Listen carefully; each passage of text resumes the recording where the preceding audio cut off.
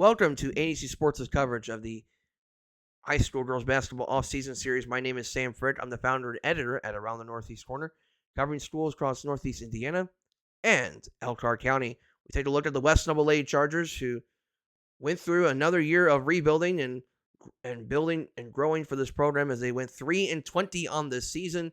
All three wins coming against their competition in the Northeast Corner Conference before falling in the first round of sectionals at the hands of Tippecanoe Valley. You take a look at the last 5 years, it's been a program that has seen one chapter close and another one open. During the 2010s, not even a debate to say this, but probably the most successful run in the history of the program came in the 2010s, where essentially from what would be 2011 through the 2020 season, West Noble had a winning season every single year except for that 2019-20 season.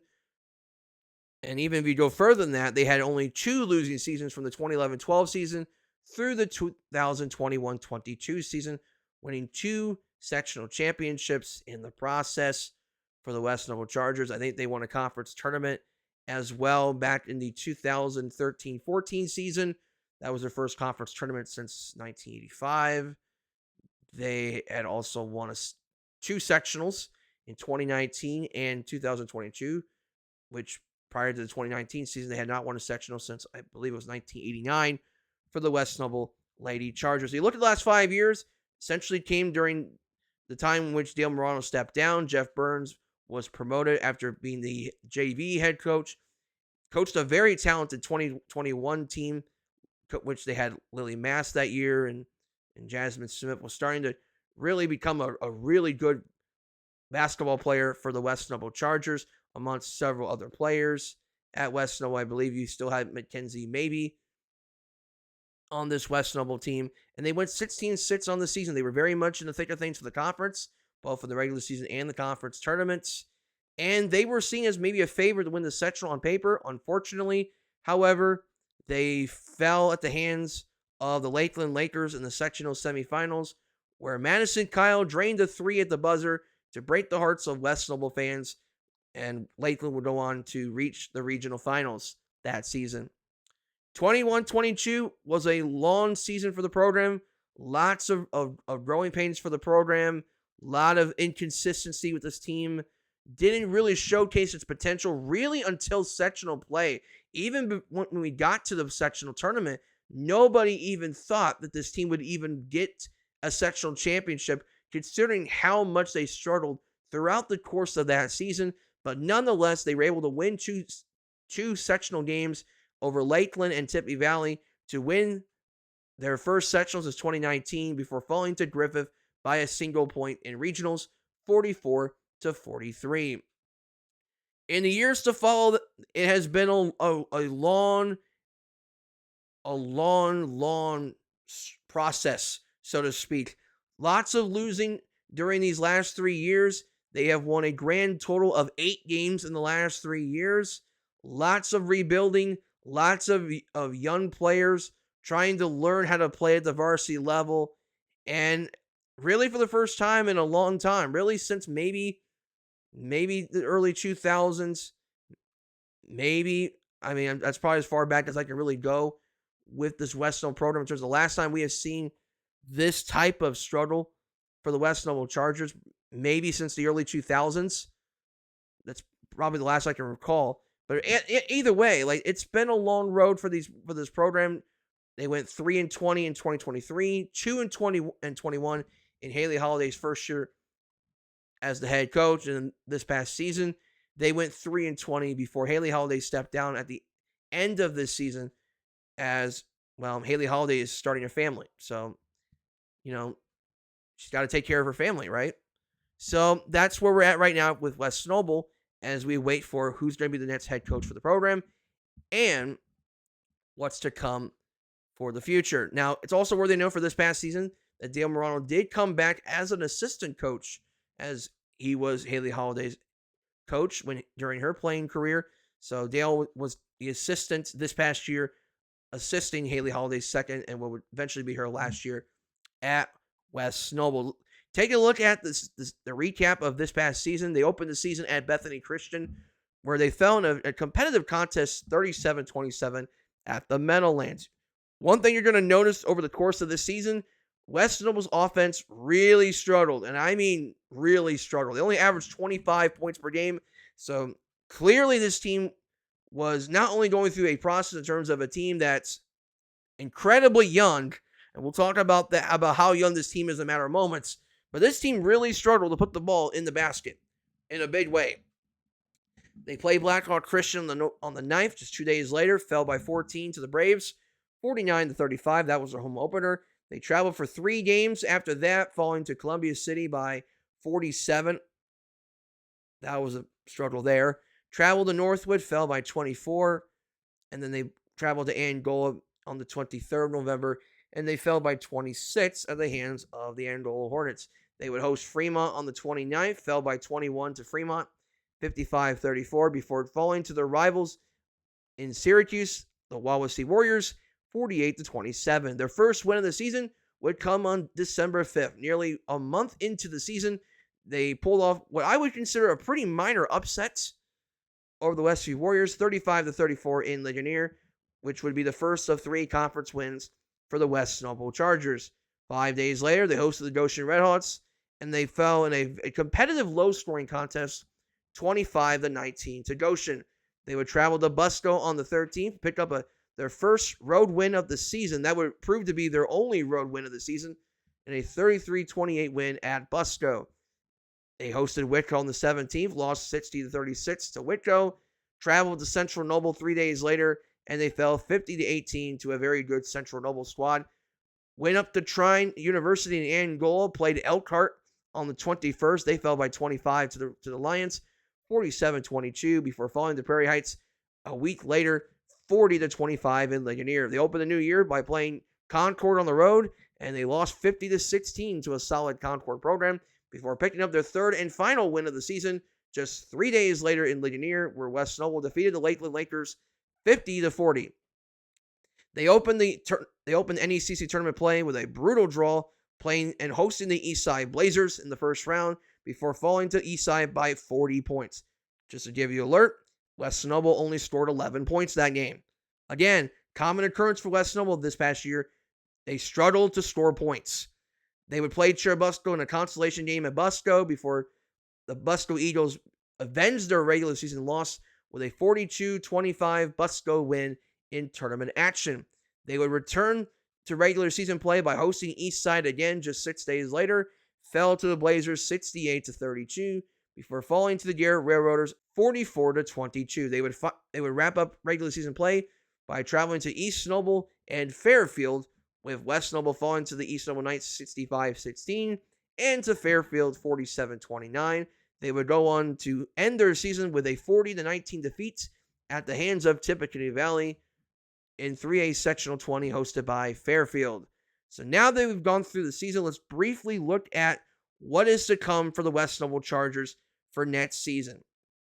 We've already told you just moments ago that West Noble, as a team, fielded an incredibly young team. I would say probably the youngest team in the ANEC area. To tell you and to speak sufficely to how young this team is, the West Noble Chargers, on paper, they have 100% 0 departures. That is right. They have 0 seniors on this team. So they return everybody. Every single one. At least theoretically, everybody on this roster that played this past season is coming back. That is a major, major, major key strength for this program as they look to weather through, no pun intended, weather through a long but progressive rebuild, so to speak. In terms of players that are coming back next season, and I'm only going to mention just a handful because there's so many players I can mention here, but obviously the kids that have been playing the most on this varsity team this past season are going to be noted here. Marley Mast, Elise Mead, Ava DeLon, Ella Limerick, Allison Reshendez, Apologize if I butchered her last name. As well as even Addison Burns is a name to also to highlight here. Marley Mass, probably the most significant name coming back, as she was their leading scorer on this team, averaging 6.2 points per game, shot 29% from the floor, 23% from three, 61% from the foul line, 4.1 rebounds, 1.3 assists, 2.4 steals. The Mass girls at West Noble have primarily been pretty good shooters on this team, although Marley Mass definitely had a learning curve season for the program, as she was, let's be honest, just like all the other West Noble players, they kind of were thrown into the lion's den, so to speak, because this was by far their most inexperienced team, maybe in program history, all things considered. But Mass does have some potential next year to become a pretty solid three-point shooter and a kid that can play some decent defense. I mean, another key area that West Noble is going to have coming into next season is, this is a team that plays some pretty scrappy defense.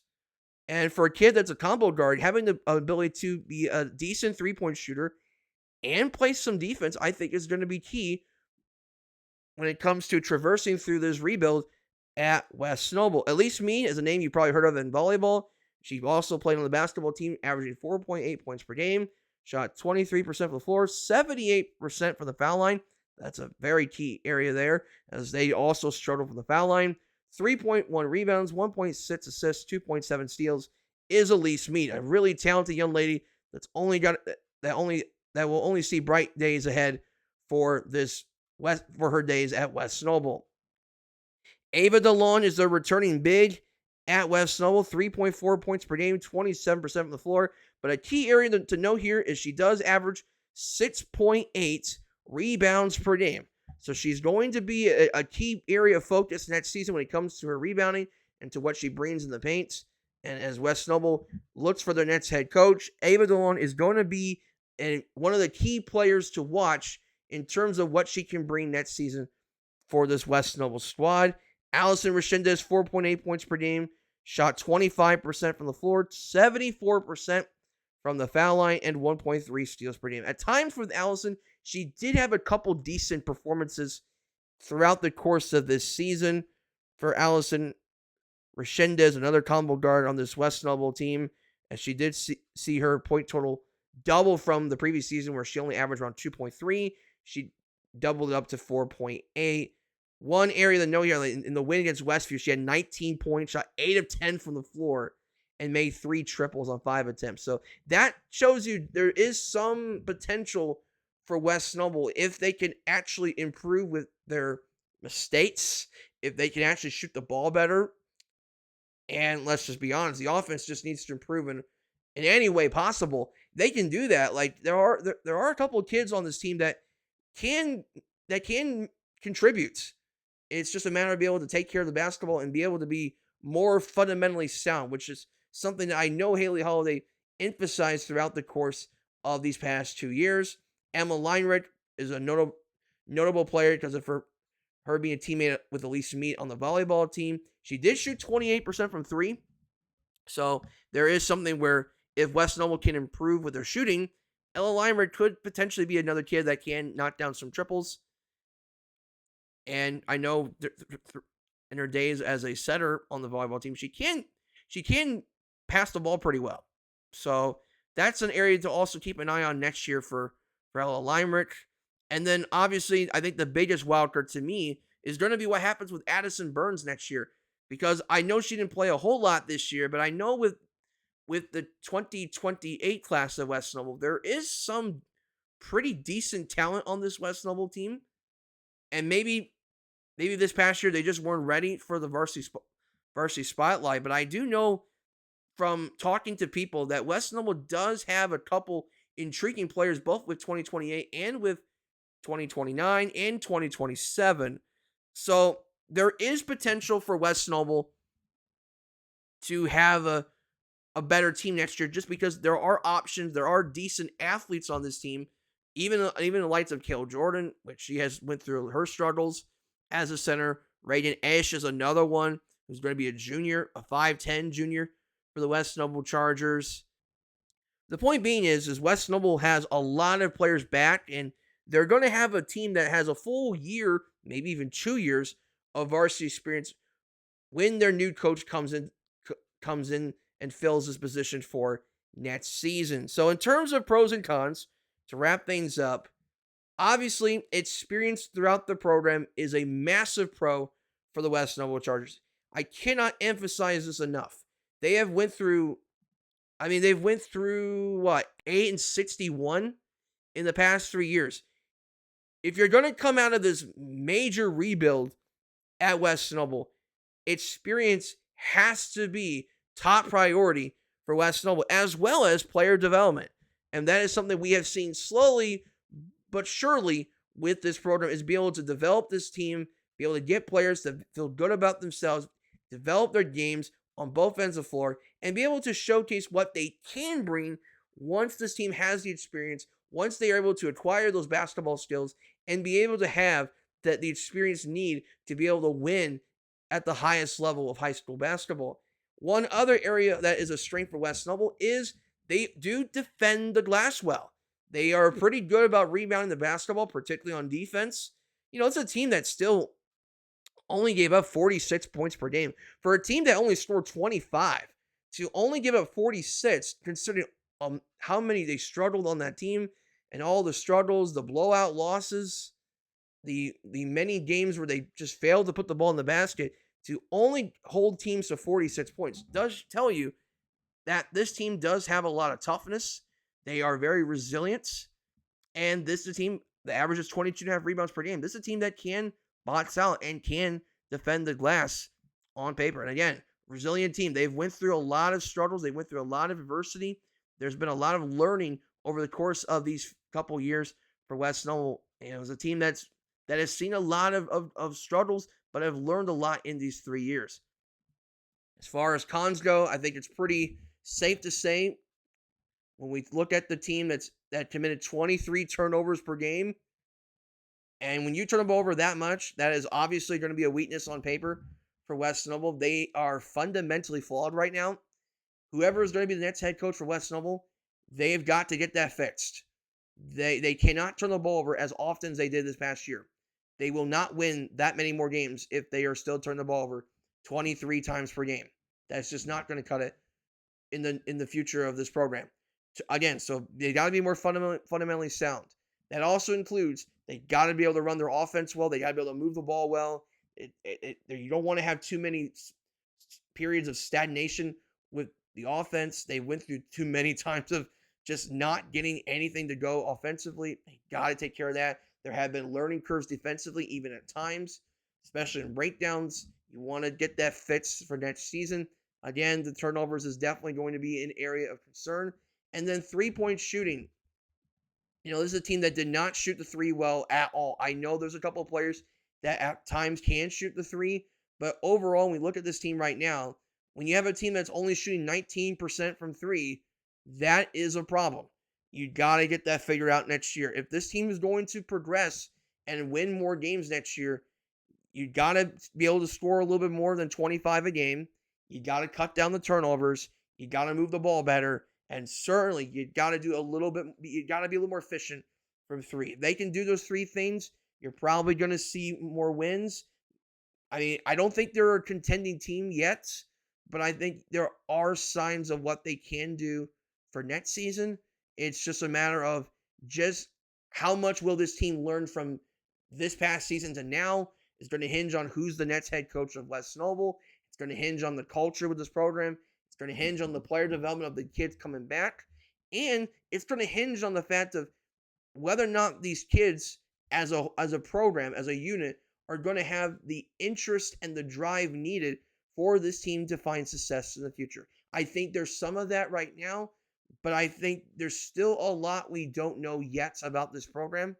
And the jury is still out on whether or when, I should say, this program will be able to find that sense of success. So maybe we look at this 2 or 3 years from now in a variety of different ways. We can either look at this as this is a 3-year rebuild and we're going to see glory days ahead, or we're going to still be in this rebuilding situation and still wondering when this program is going to be able to get out of this period of struggle, period of growing pains, period of learning. How long or how far does this go is going to hinge on the development of these players and whether or not they can provide that sense of program stability needed for this team to be successful in the future.